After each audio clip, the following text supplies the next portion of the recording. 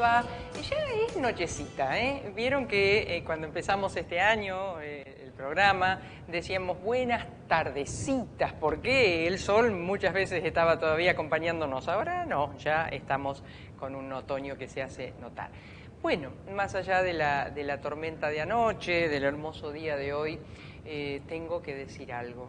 Lo he escrito, lo vengo diciendo, y en este caso sería una iteración. Rosario, Santa Fe, es Argentina.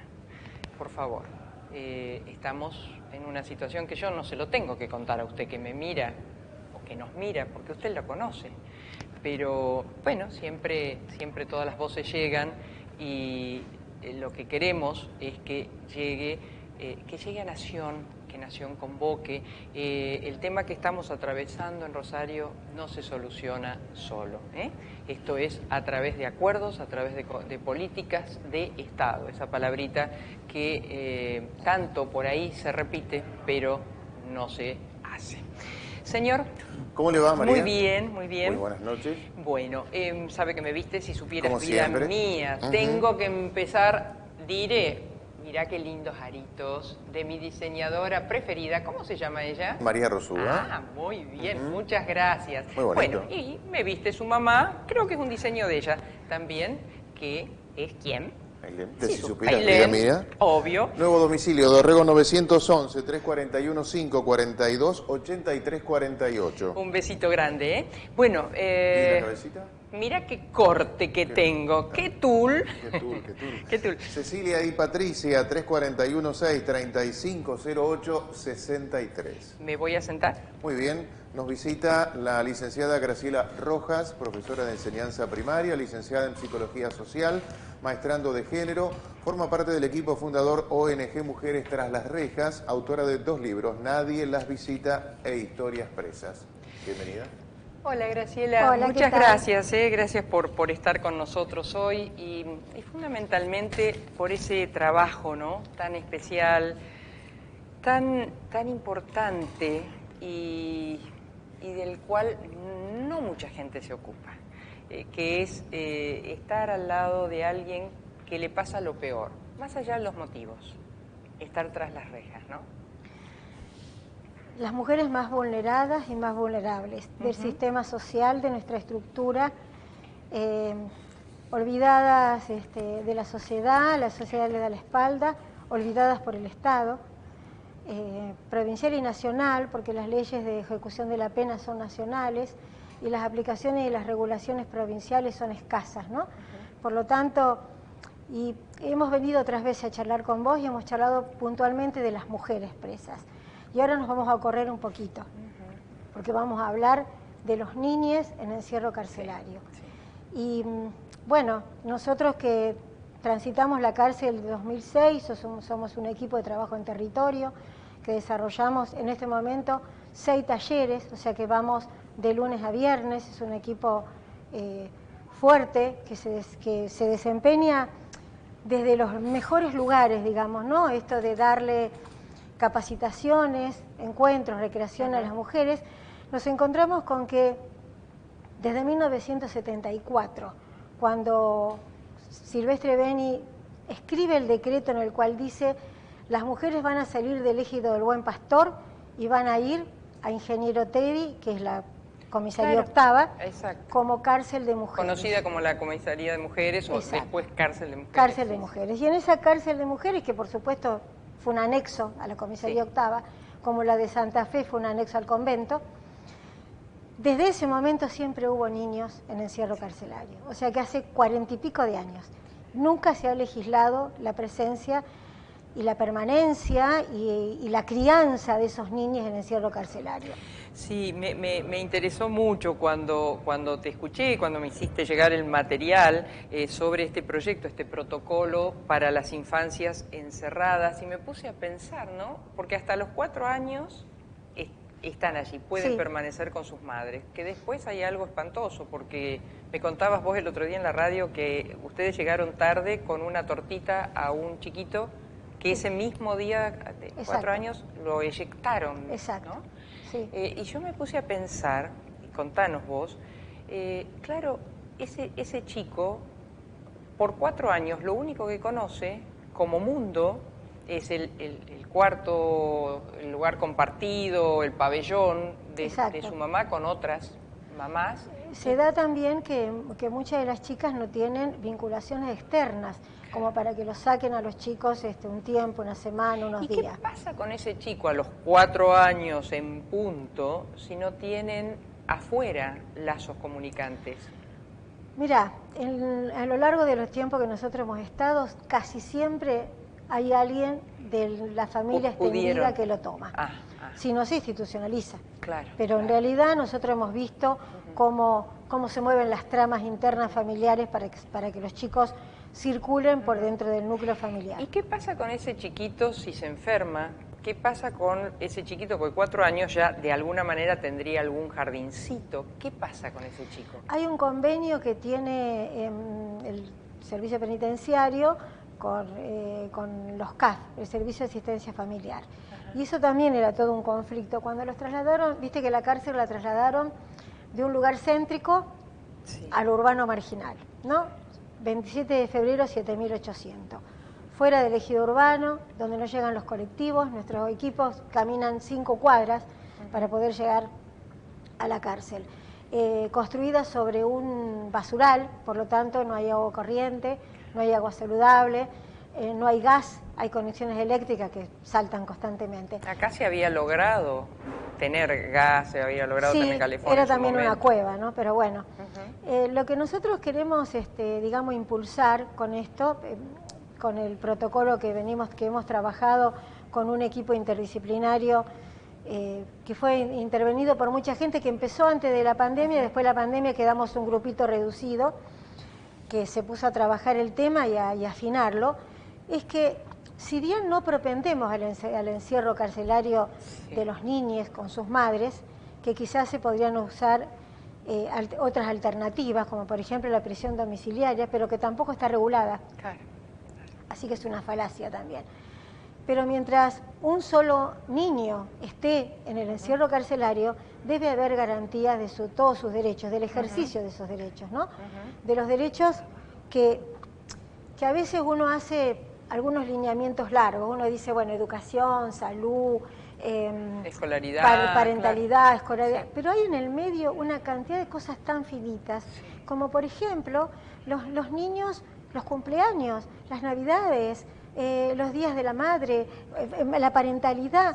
O sea, el hecho de que el chiquito, por ejemplo, si va al CAF, iba hasta hace poco, porque ahí tuvimos una intervención con un grupo de otros... Decí que es el ICAF. El Centro de Asistencia Familiar, donde van los chiquitos entre los 2 a 4 años, que depende de la municipalidad, y no es escolaridad, sino es recreación para los chiquitos. Y iban en el móvil penitenciario, con personal uniformado. Imagínate lo que significa llegar ese niño a un espacio donde los otros papás los miran, viene de la cárcel, era un estigmatizante total. Así que con un grupo de otros colaboradores presentamos una nota, empujamos para que esa parte se regularizó.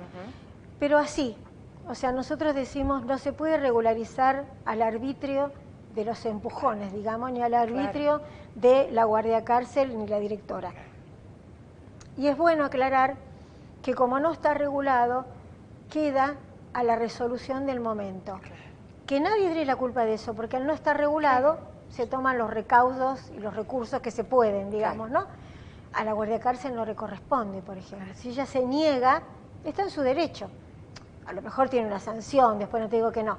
Y no es que se nieguen las guardiacárceles a hacerlo, pero no les corresponde. No les corresponde, claro. El protocolo viene a cubrir alguna de esas aristas, porque imaginemos, ¿no?, que la crianza es múltiple, tiene tantas especificidades, pero por lo menos empecemos por lo más grueso. Y te hago una pregunta, hecha esta descripción, ¿ustedes qué están proponiendo? Estamos proponiendo que se normatice, se garantice el ejercicio de los derechos, porque todo el mundo sabe que los derechos están, pero están ahí latentes, digamos, no se llevan, no se ejecutan. Y estamos proponiendo la presencia de un acompañante infantil que también esté mediatizando entre la madre y el niño, porque también se produce ahí como una simbiosis casi enfermiza, ¿no?, entre la madre y el niño, porque es el único vínculo y el único círculo. Entonces, esa posibilidad de esta otra profesional del área infantil que pudiera colaborar para que lo pudiera sacar a la plaza, para que lo pudiera sacar a los parques, para que pudieran... Nosotros una vez dijimos que los chicos no conocían los perros y los árboles, y la directora nos dijo, sí, si miran por la ventana el ingeniero Teddy ven un árbol, los chicos. En realidad, el correr en la calle, el estar en la vereda, muchos niños que han sido externados, ya sea porque su mamá cumplido la condena o por esta situación familiar de los 4 años, han llorado noches enteras extrañando los ruidos de las rejas. Qué increíble, perdón Marcos, ¿no? Qué increíble, me pone como piel de gallina pensar que la realidad de ese niño es eso, es la cárcel, el ruido de las rejas. Claro, pero es un condenado más que no tiene que ser condenado, ¿no? Exacto, nosotros decimos, podría haber otras alternativas, pero mientras el Estado no las ponga en vigencia, las otras alternativas, hay que regular lo que pasa adentro. Porque, por ejemplo, la alimentación es una cosa muy escasa, muy difícil, muy compleja, de muy poco cumplimiento. Nosotros hemos acompañado a las mamás varias veces a hacer recurso de amparo con respecto a la comida. Los jueces lo dan, los jueces dicen, bueno, que le den la merienda, que le den a media mañana dulce de batata. 6 meses, después hay que volver. Después el juez dice, hasta los 2 años que le den dulce de batata. Y una mamá tiene un nene de 2 años y un nene de 4, o un nene de 3. Entonces el de 3 no come dulce de batata, come... Hay casos de 2 hermanitos, por ejemplo. Sí. A pesar de que la ley dice un niño, así con esa masculinización que tiene lo general que tienen las reglamentaciones, hay mamás que tienen 2 chicos. Contanos también, no sé si en algún momento tal vez podamos comunicarnos con Leonela, la diputada que seguramente va a perfeccionar tal vez en el lenguaje legislativo y dé forma a un proyecto, esto que ustedes vienen solicitando, o ya está escrito. No, ya está escrito. Ya está escrito. Hemos tenido el aporte en este grupo que quedó conformado por Bernadette Blue, que es de pensamiento penal, que es abogada, Marcelo Marasca, que es defensor, que es abogado, Santiago Bereciartúa, que es abogado de los derechos humanos. Mando un beso grande a Santiago, que lo conozco mucho. Un gran abrazo. Sí. Brenda Brecht, que es trabajadora social, directora de un centro de salud, y yo conformamos ese trabajo que quedó terminado.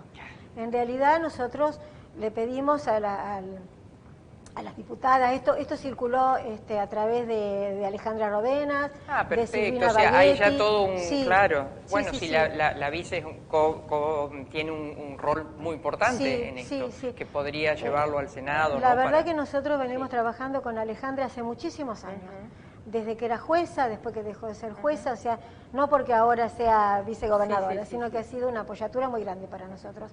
Y en esto que tomó Leonela, que tomó como la bandera, digamos, rodeándose de diputadas que lo van a tratar y que lo van a respaldar, posiblemente haya algunas inclusiones o algún retaseo, digamos, ¿no? Pero pensamos que se va a legislar. Te hago una pregunta que en las cosas de la vida se puede dar.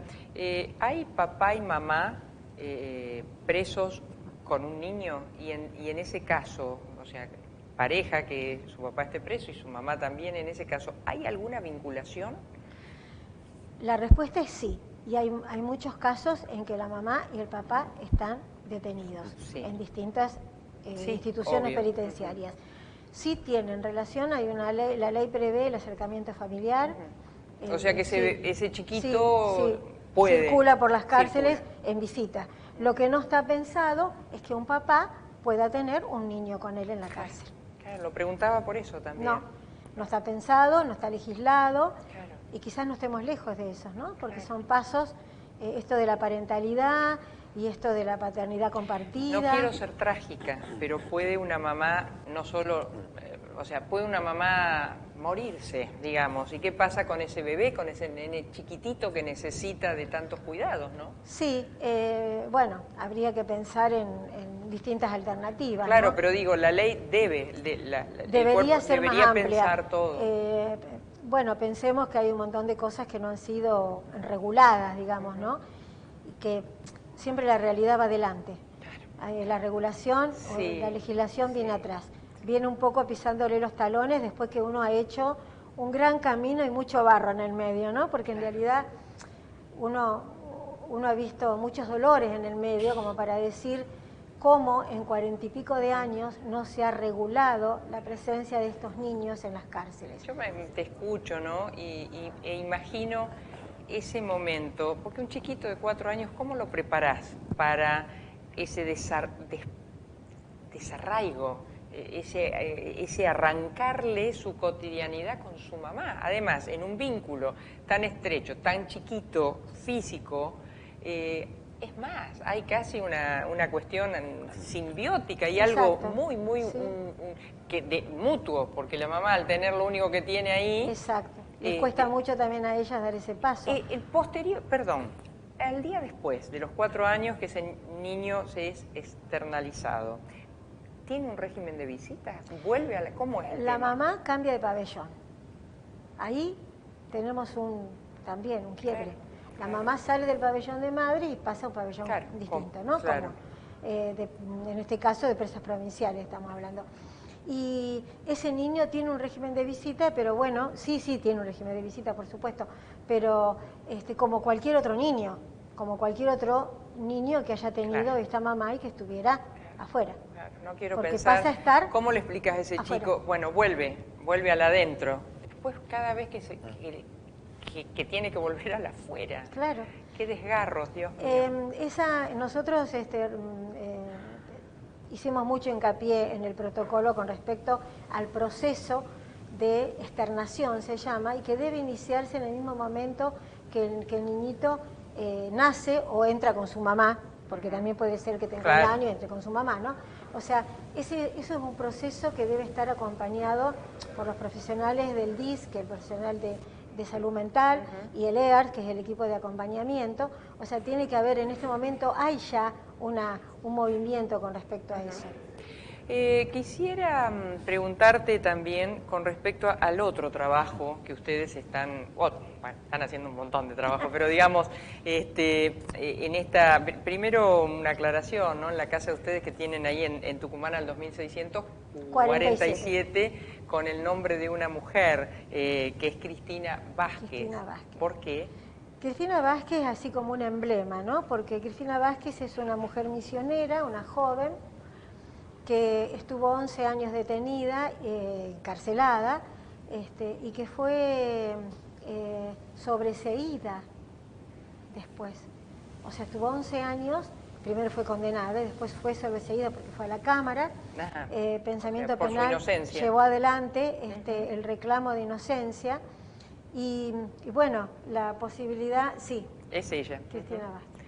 La posibilidad de que Cristina se reintegrara a la sociedad.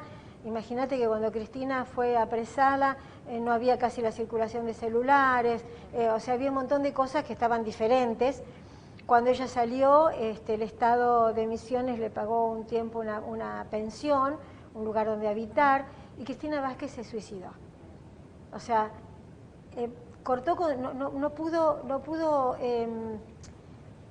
no pudo rehacer su vida en el afuera, no tuvo herramientas, no tuvo apoyatura. La resiliencia falló. Exacto, claro. O sea, estuvo muy desamparada. Y contanos qué hacen en esa casa, en la casa de Cristina. La casa Cristina Vázquez, nosotros desde el año 2006, Mujeres tras las rejas, siempre tuvo el sueño del afuera, ¿no? Claro. Porque nos encontramos con que las mujeres les abren la puerta de la unidad y afuera muchas veces no tienen nada. Claro. Y ese desamparo es bastante profundo. Mira, después vamos a charlar con gente de la universidad que tiene libros y se encarga también de colaborar con todo esto. Y leía de una forma muy interesante que el 80% como número, ¿no? De aquellas personas que se las puede ir trabajando con ellas en talleres, en lo que fuere. Es muy raro, o creo que dicen taxativamente, el no al reingreso al delito. No rescinde, no a la reincidencia, esa es la palabra. Sí. Eso es lo que ustedes también ven, sí, nosotros y en eso también. están trabajando. Lo que pasa es que las mujeres tienen, dentro de la unidad penitenciaria, los talleres que dan son los nuestros, otros no hay. Claro. Entonces, hemos notado de que anteriormente no había vinculación con el exterior, no había talleres significativos, porque no es lo mismo, qué sé yo, hacer algo que a la afuera no te sirve para Claro. ganarte el peso. Y nosotros notábamos... Algo que me llamó la atención, ¿ustedes hicieron un taller o lo están trabajando para arreglar las bicicletas? Sí. ¡Epa! Nosotros- Contanos de eso. Mirá, Sí. y acá hay que enlazarlo. La ley 24660, que es la de aplicación de la pena, en uno de sus artículos prevé que las personas privadas de la libertad, cuando están cerca de la libertad condicional, pueden transitar lo que se llama preegreso. Significa que pueden salir de la cárcel, ya sea bajo palabra, como Sí. se llama, bajo palabra de honor, o bajo tuición, que alguien los busque y los traiga, para hacer capacitaciones externas o para un trabajo. Claro. Bueno, siempre hubo para varones, nunca hubo para mujeres. Nunca hubo un espacio físico donde las mujeres podían pernoctar y aprender o trabajar en esto que significa volver a la sociedad, digamos, ¿no? Volver a la afuera, volver Sí. al colectivo, volver a hacer cola para comprar el pan. Y bueno, para nosotros fue un desafío. Y fue un desafío medio alocado, porque en plena pandemia nos unimos con Pensamiento Penal, que es una ONG nacional con la que venimos trabajando hace mucho tiempo, que tiene sede en Buenos Aires, no tiene sede física, ¿no? Pero está distribuida Sí. en todo el país. Bueno, aunamos sueños, corrimos utopías y empezamos a buscar casas. Yo creo que la casa nos encontró a nosotros más rápido de lo que nosotros Suele pensábamos, pasar, sí. ¿viste? Y entonces contratamos por 3 años a nuestro propio cargo de las 2 organizaciones, nos hicimos cargo de los alquileres, de los gastos, y pensamos cuáles eran aquellos talleres que fueran disruptivos, digamos, Claro. ¿no? No vamos a empezar otra vez en algo que sea tan común que el tejido, que la costura. No porque eso no sirva, no porque eso claro. no sirva, sino porque queríamos pasar por otro espacio. Y se nos ocurrió la reparación de bicicletas, que en realidad las mujeres están un poco exentas de eso, de reparar bicicletas. No hay esos cursos, y las mujeres, viste que en los grupos familiares especialmente vulnerables, la bicicleta es del varón. Claro. ¿Viste? Acá, si te la presto, pero en realidad, Sí. aunque la haya comprado la chica. Entonces empezamos con ese curso que se llena, que tenemos las chicas de preegreso, que son 4, que ejercemos tuición, que nosotros Claro, o sea, ejercemos llevarlas y la traerlas. tuición, llevar Sí. y traer, Carmen Albarén, que es una integrante de la organización, y también nos sorprendió cuando vinieron otras mujeres a golpear la puerta que querían aprender reparación de bicicleta. Ajá.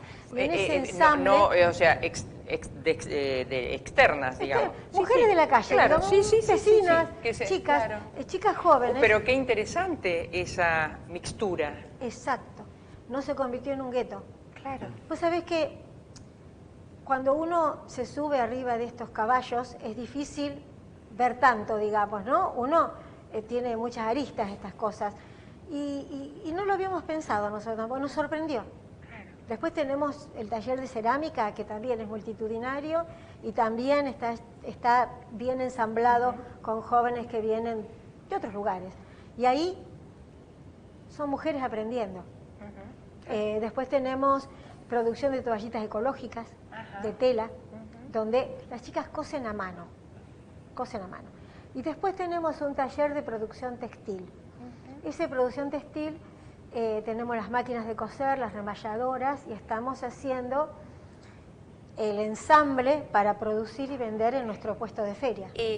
Esto, ubiquémonos, es en calle Tucumán. Sí, O sea, todo esto en estos calle talleres Tucumán. es con externalidad, Con digamos. externalidad, Claro. exacto. ¿Y qué pasa? ¿Todas pueden o salvo, bueno, algún momento? A veces sucede que hay, bueno, por algún problemita interno, un castigo, no sé si todavía eso se da o no se da.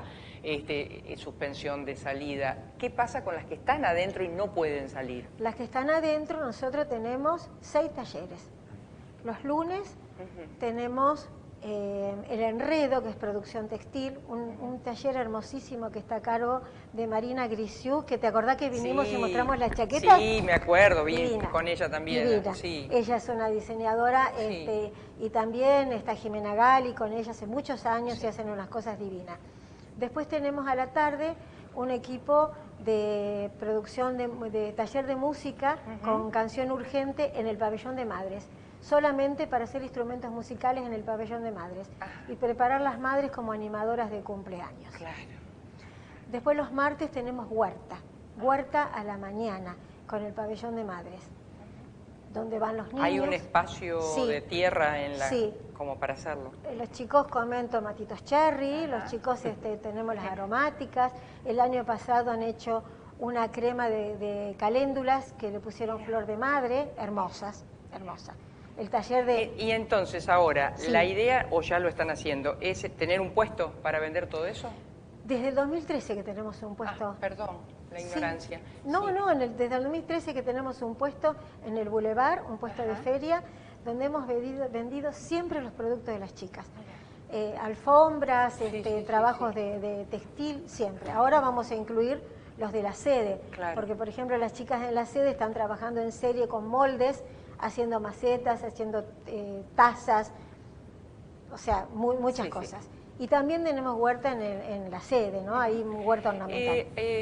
Creo que estamos medio terminando. Me informan que Leonela estaba en una reunión, pero obviamente ella está dispuesta a presentar y a batallar esto, así que le mandamos un beso. Ha sido una acompañante excelente y muy agradecida. Y lo va a seguir siendo. Pero la pregunta que te quiero hacer es, ¿ustedes tienen algún tipo de subsidio? ¿Hay socios tal vez que no puedan estar con ustedes, pero que apoyan con alguna donación? ¿Cómo es el manejo? Nosotros no tenemos una estructura administrativa para eso. Siempre decimos, vamos a buscar los asociados, hacemos una lista, nunca lo logramos.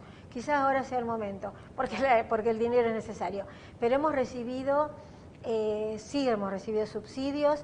El año pasado logramos durante 3 meses que nos subsidiaran como centro de día. Y eso fue hermoso, porque el centro de día implica tener profesional legal, implica tener estable, implica tener psicólogo, psicóloga estable, trabajadora social, o sea, un equipo interdisciplinario que era un sostén muy importante. Y eso... Y no lo estamos esperando la renovación, pero bueno, mientras tanto batallamos como podemos. Sí, Alejandra nos ha colaborado mucho, las máquinas de coser las hemos comprado con el subsidio de Alejandra. Tenemos también convenios con el Santa Fe Más, que paga los capacitadores, digamos. Y eso también es bueno. Seguro. Es un subsidio pequeño, ¿no? Pero bueno, todo también todo suma, especialmente porque nuestros capacitadores son todos ad honorem, ¿no? Graciela, como siempre, un gusto y gracias en tu nombre a todos los que colaboran con esta tarea, ¿no? Estamos muy agradecidas que difundas, que nos ayudes, porque favor. Esto es vos sos muy vista en esta sociedad de consumo televisivo y nos parece... Y mira, este programa... después se repite, el canal tiene esa generosidad, ¿no?, de hacer 2 repeticiones, pero este viernes, hoy estamos en vivo en este momento, va a estar la doctora Claudia Cesaroni, con quien pudimos conversar el sábado por LT3 en nuestro programa, ¿no?, que va a venir a dar una charla. Viene a nuestra sede, Tucumán 2647, a presentar su libro contra el punitivismo, un material precioso, sumamente debatible. Y a las 19 a las 19 horas. Para quien quiera ir. Para quien quiera, abierto al público. Gracias, Graciela. Gracias a ustedes. Voy a vos, Marquinhos. Vamos a la tanda. La salud y el buen estado de su animal es el objetivo de nuestros profesionales. Atención especializada de equinos deportivos, venta de artículos de talabartería.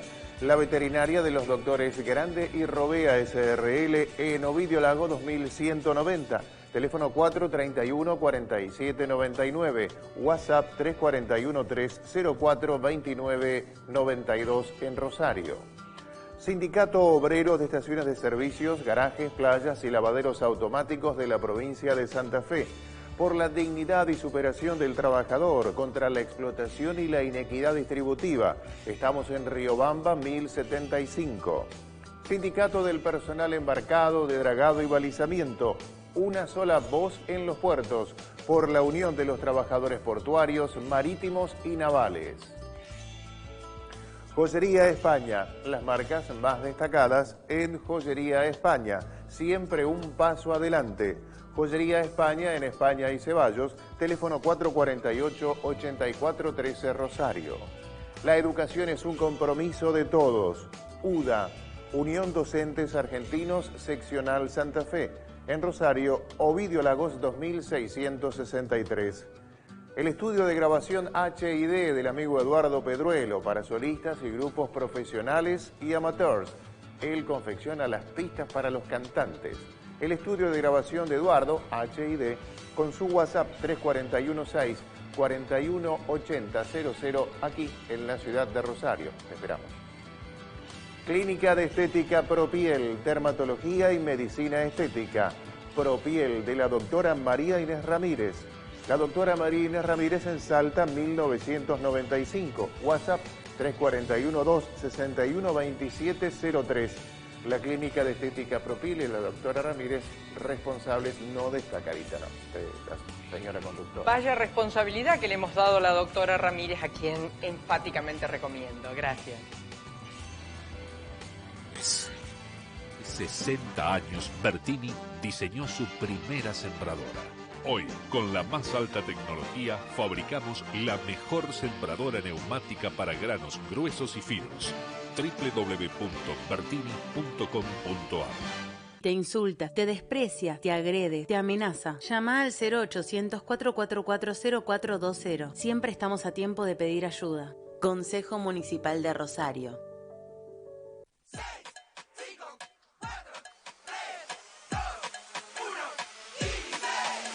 Son solo 6 pasitos, Kini 6.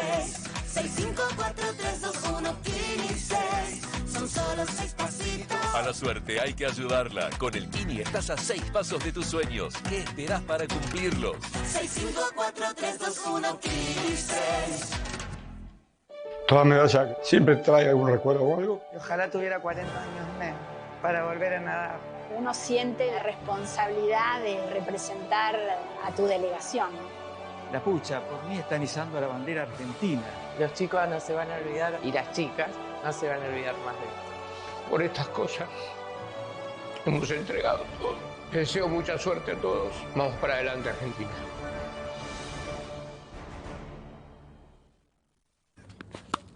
Sport 78. Somos un sentimiento. Nunca pudimos parar. Vamos, que vamos al mismo lugar. El tango y sus avenidas. Milonga sentimental. El tango y sus calles, todas transitadas sin atajos ni barreras. Como ninguna. Grupo Contrastango. Tangos, valses y milongas que fueron y serán. Soy solo un pájaro perdido. Visite nuestra página web contrastango.com.ar. Contrataciones 341-6-1879-93. Bueno, estábamos hablando que quienes estamos en esta mesa, y somos 4 comunicadores, que ya Marcos comunica. ¿De quiénes se trata? Muy bien, vamos a comenzar con la licenciada María Chiponi, licenciada en Comunicación Social, docente universitaria, directora de la Dirección Socioeducativa en Contextos de Encierro del Área de Derechos Humanos de la Universidad Nacional de Rosario.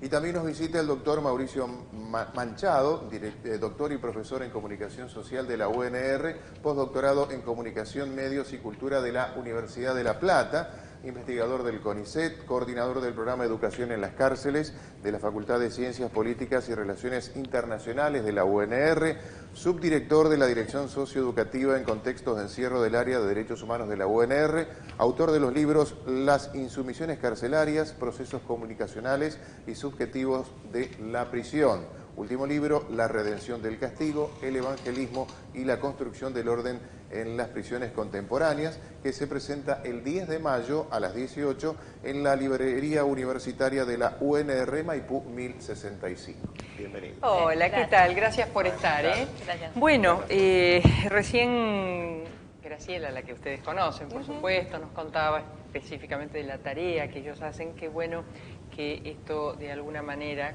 con otras aristas y otras miradas, llegue también a la universidad, formación de docentes e intervención, ¿no? Así que empiezo, María, preguntándote un poco qué es lo que ustedes están realizando. Bueno, primero agradecer la invitación, porque para nosotros también es importante generar agenda de estos temas, donde siempre la cárcel es noticia asociada a cuestiones del orden de la violencia, ¿no? Entonces también generar agenda sobre las prácticas educativas, las prácticas de intervención, para nosotros siempre constituye una tarea importante de poder compartir en la agenda de medios. Bueno, la Dirección Socioeducativa es un espacio que se institucionaliza a partir de la nueva gestión del rector Bartolacci, con una historia que se recoge de la Facultad de Ciencia Política cuando él era decano, con el programa de educación en cárceles, como hacía mención, con el objetivo que viene, digamos, tramándose desde hace varios años, de poder pensar el acceso a la educación de las personas que transitan las cárceles del sur de la provincia de Santa Fe, que es particularmente... Ahí te detengo un minuto. Sí. Leía, y como es de memoria, corregime vos, pero leía que sobre una proporción de más o menos de 1.200 personas condenadas o presas, 390 y pico se anotaban para las etapas educativas, y de las cuales, eso fue lo que más me llamó la atención, prácticamente la mitad, creo que eran 150, estaban sin nada, o sea, desde los documentos hasta obviamente ningún contacto con lo educativo. ¿Es así más o menos? Sí, son esos números. Creo que ese número tiene que ver con las estadísticas de la escuela primaria, que me parece que salía últimamente, de procesos de educación pero bueno, formal, pero como general, un detalle... Exacto. Sí. Pero en general es así, digamos, siempre es poca la oferta educativa en relación a la cantidad de personas detenidas. Sí. Como también pensar esas trayectorias educativas de las personas, cuando nos preguntamos, bueno, ¿quiénes son las personas que están en la cárcel, ¿no? Entonces, al recoger un poco esas trayectorias previas, nos encontramos con cuestiones desvinculadas de las instituciones educativas, donde la cárcel vuelve a ser, paradójicamente, quien las reconecta con espacios educativos, y ahí sí se pone en escena esta falta, digamos, siempre es poco lo que hay en función de la cantidad de personas. Uno... así desde afuera o desde la inquietud, la mirada, la lectura, y asocia en estos aspectos, en la cárcel, educación y religión. Creo que vos has tocado este otro tema, ¿no, Mauricio? Sí, porque de alguna manera son dos dispositivos que tienen orígenes bastante similares, que tienen aquella función, ya vieja función de encauzar las conductas, ¿no? De resocializar, inclusive, claro, en el viejo modelo correccional, o no tan viejo, digo, pero en el origen de la cárcel moderna, dos elementos constitutivos de esa prisión moderna fueron la religión y la educación, junto con el trabajo, junto con la familia, ¿no? Como elementos de esa necesidad de poder corregir a la normal, que es como ha sido concebido históricamente ese modelo correccional. Hoy, como convivimos también con una lógica bastante seguritaria, ¿no? De estos modelos más incapacitantes y depositarios, ese modelo correccional se termina derivando en pretensiones que van entre el correccionalismo y la incapacitación. Una cosa media híbrida. Mixta, exactamente, algo mixto, donde a veces las tareas se confunden, ¿no? Y entonces aquel Estado que debe generar las condiciones de posibilidad para que el detenido pueda acceder a espacios educativos no llega de la mejor manera o a la cantidad de personas que debería alcanzar, y efectivamente la religión, con dispositivos como por ejemplo el evangelismo, han tenido un rol fundamental en esto de también cumplir aquella función de encauzamiento e inclusive de pacificación de muchos espacios de la cárcel. Leía, creo que una nota tuya o que te hicieron, que no sé la fecha, pero que más o menos el 60% de los presos profesan especialmente el evangelismo. Sí, en la provincia de Santa Fe es un fenómeno sumamente significativo. Desde la recuperación democrática a esta parte ha crecido exponencialmente al punto tal que hoy más de la mitad de la población encarcelada en Santa Fe vive bajo el régimen de pabellones e iglesias, que se le denomina. ¿Y qué significa vivir bajo ese pabellón, digamos? Esa modalidad, exacto. Sí, muchas cosas, pero entre otras la posibilidad de estar en un espacio que garantiza por una estructuración jerárquica interna y por una serie de normativas que se disponen desde la Iglesia a convivir sin demasiada conflictividad, a no responder a las lógicas tradicionales de un pabellón común, que se conoce en el argot carcelario como estar a todo ritmo, ¿no? Es decir, ante la violencia permanente o ante el riesgo permanente de pelear o de morir inclusive en la cárcel, ¿no?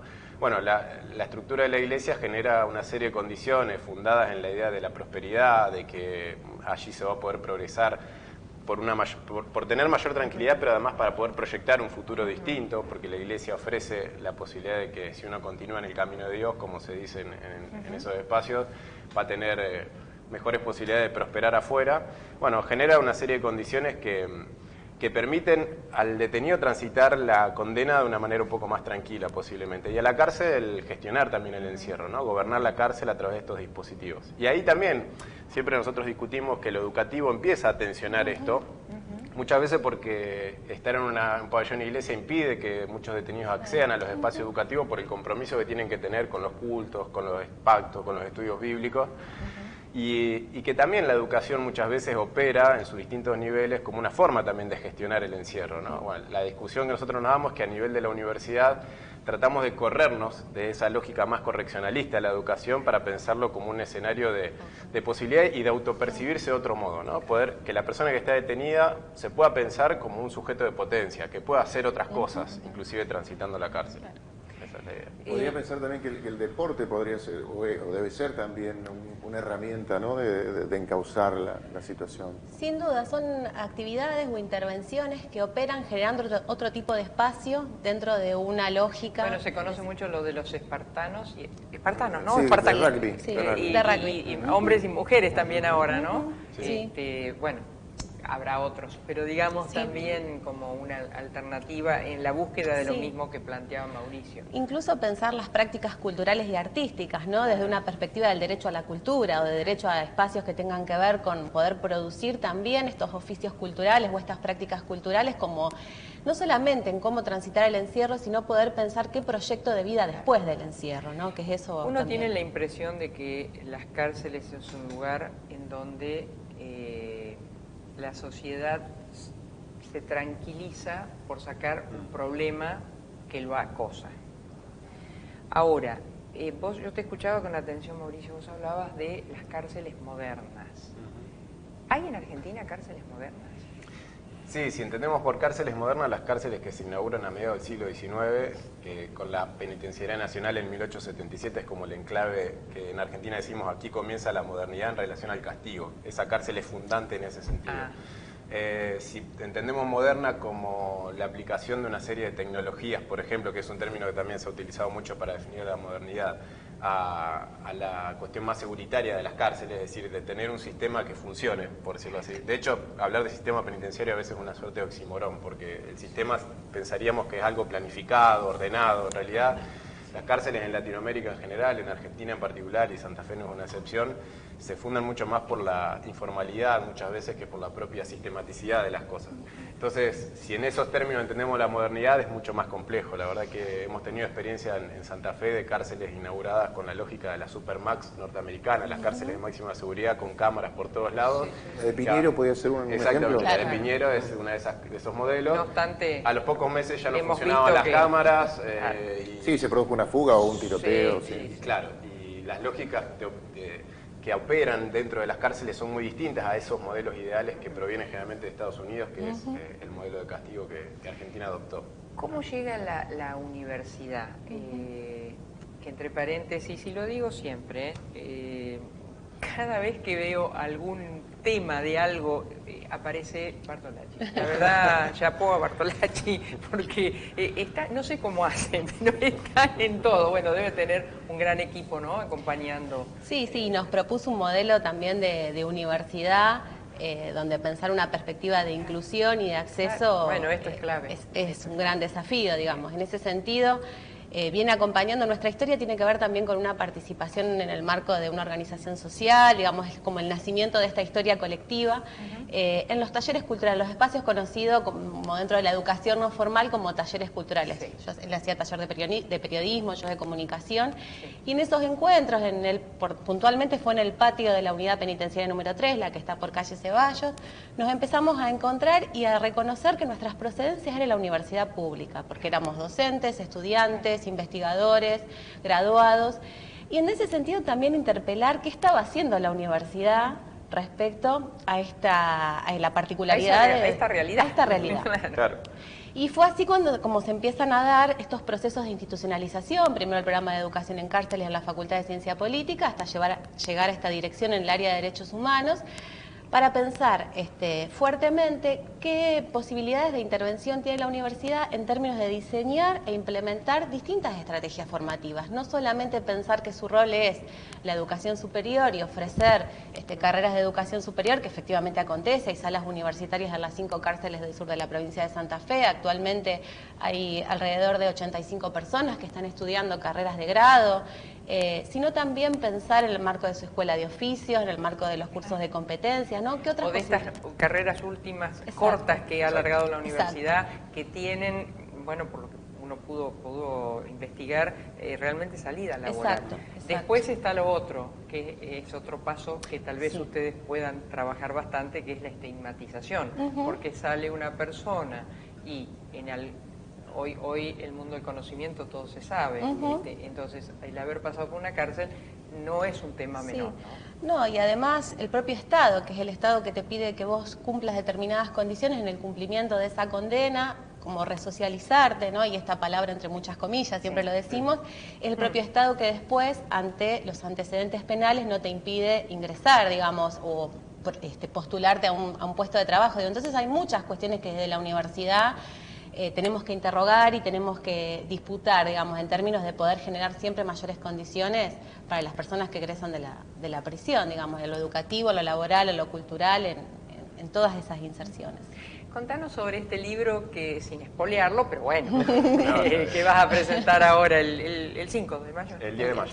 El 10. ¿El 10? Dijimos el bien. 10 del 5. Perfecto. Sí, el 10 del 5.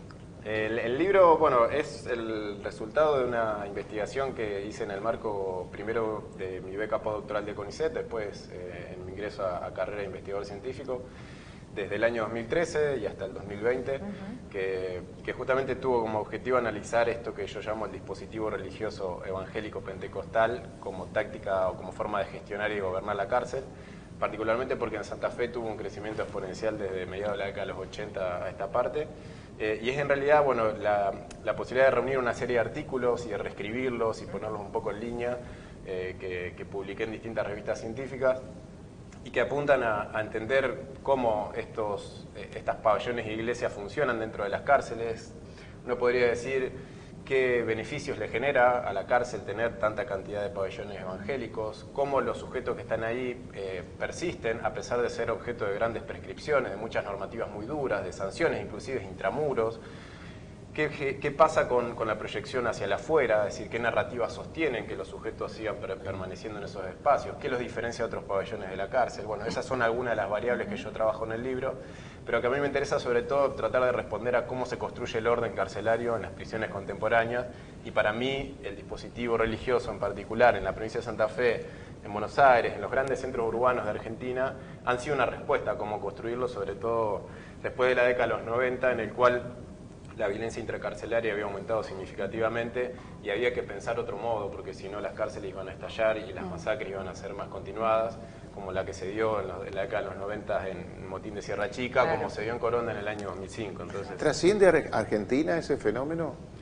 Trasciende en cierta medida, no tanto con las características que tiene en Argentina, pero sí, en Latinoamérica hay algunas experiencias, particularmente en Centroamérica, que no tienen las mismas características que lo que tiene en Brasil, Argentina. que tiene una iglesia electrónica tan potente. Exacto, pero Brasil tiene un modelo que se llaman los APACs, que son parecidos pero son distintos, porque tienen una confluencia entre el evangelismo y el catolicismo que han generado modelos completos de cárceles APACs, es decir, Hay cárceles ya armadas totalmente. Exactamente. No lo sabía. Que la sigla es algo así como Asociación de Protección y Corazón al Condenado, que tiene justamente una raigambre religiosa, pero que también está cogestionado con los servicios penitenciarios, pero ya con modelos estrictamente vinculados a ese tipo de gestión, que no es tan estricto como a veces los dispositivos evangélicos en Argentina.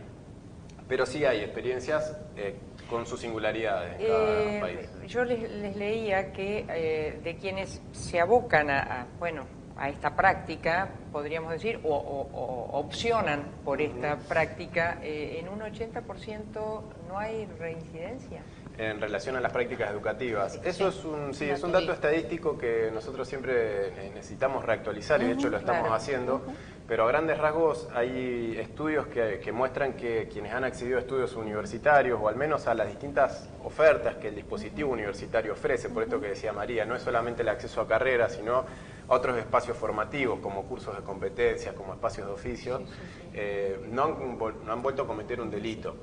Cierto también es que metodológicamente hay que seguir afinando esos datos porque es muy difícil a veces poder reconstruir las trayectorias vitales de las personas que egresan.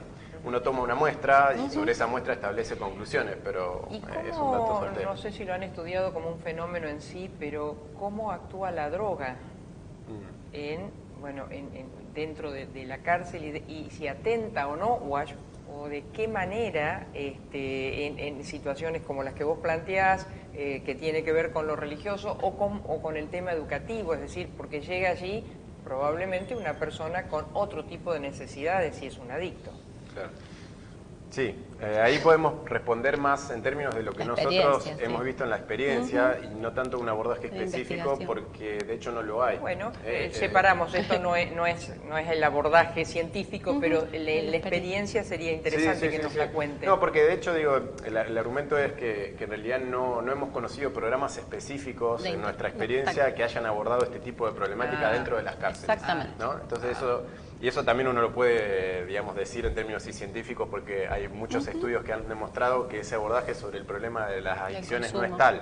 Por eso inclusive la religión a veces ocupa un lugar tan significativo ahí.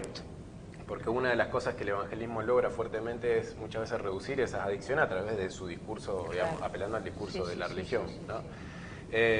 O del credo, porque un evangelista me diría o me lo ha dicho en mi trabajo de campo, no somos una religión, somos una forma de vida, ¿no? Bueno, en esa forma de vida el tema de la prosperidad sanitaria, de mejorar en las condiciones de salud muchas veces tiene que ver con un abordaje sobre las adicciones.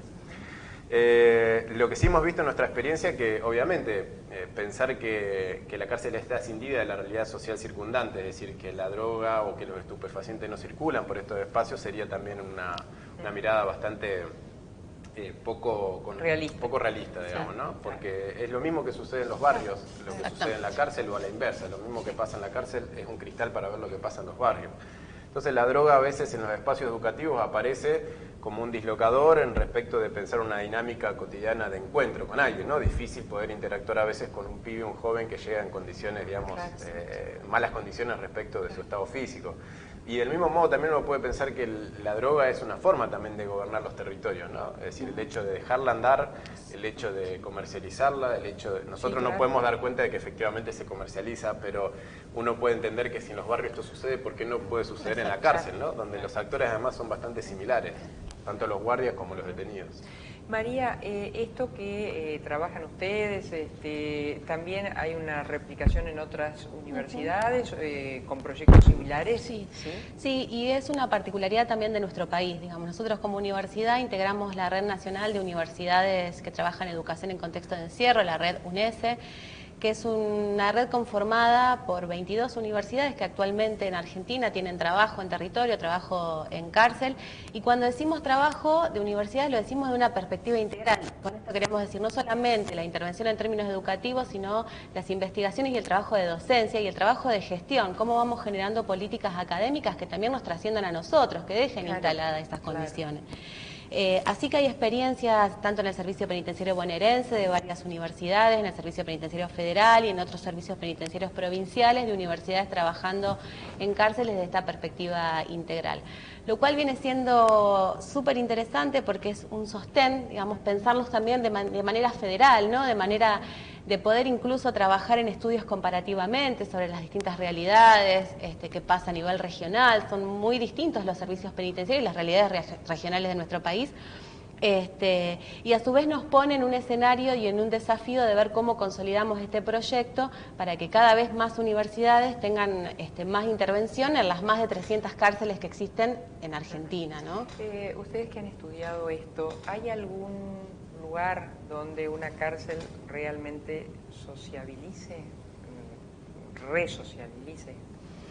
Es muy difícil responder a esa respuesta porque nos llevaría a una discusión respecto de qué entendemos por esa resocialización, pero si la entendemos por lo menos por generar condiciones para que la persona no vuelva a cometer un delito o que no vuelva a ser atrapado por el sistema penal y seleccionado por uno tiene un par de experiencias a nivel regional que son interesantes de ver. Por ejemplo, en Uruguay hay la cárcel de Punta de Rieles. Sí. La cárcel Punta de Rieles. Sí, Punta de Rieles. Hablabas con Claudia Cesaroni sobre ese caso, claro. Sí. Que es una experiencia bastante interesante. Sí, porque recuerdo que una vez, hace mucho tiempo, entrevistamos, de tanta gente, no me acuerdo a su director, y yo había quedado fascinada, ¿no? Claro. Por lo que él planteaba, cómo funcionaba, y por eso el otro día lo charlaba con Claudio. Bueno, es interesante ver que esos directores que tuvo esa cárcel vienen del campo de la pedagogía, entonces también es un enfoque distinto, es correrse un poco de la mirada más penal, ¿no? Y más... Qué interesante sería, ¿no? Que convoquen a los pedagógicos, a lo educativo, a la hora de repensar una cárcel, ¿no? Sí, tal cual, y que se revise también la formación de quienes trabajan y gestionan, ¿no? Estas instituciones, en términos de políticas penitenciarias. Estoy con comunicadores, nos levantan de aire. No, están siempre invitados, ¿eh? Bueno, muchas gracias por venir y gracias por el trabajo que realizan. Gracias a ustedes. Martín News. Nos dirigió Alejandro Bofelli, la cámara de Alejandro Ansaldi, en sonido Nelson Musto, la producción y coordinación de Liliana Dal Bosco. Será hasta el próximo miércoles, aquí por el Regional. ¿Dónde si no? Muchas gracias.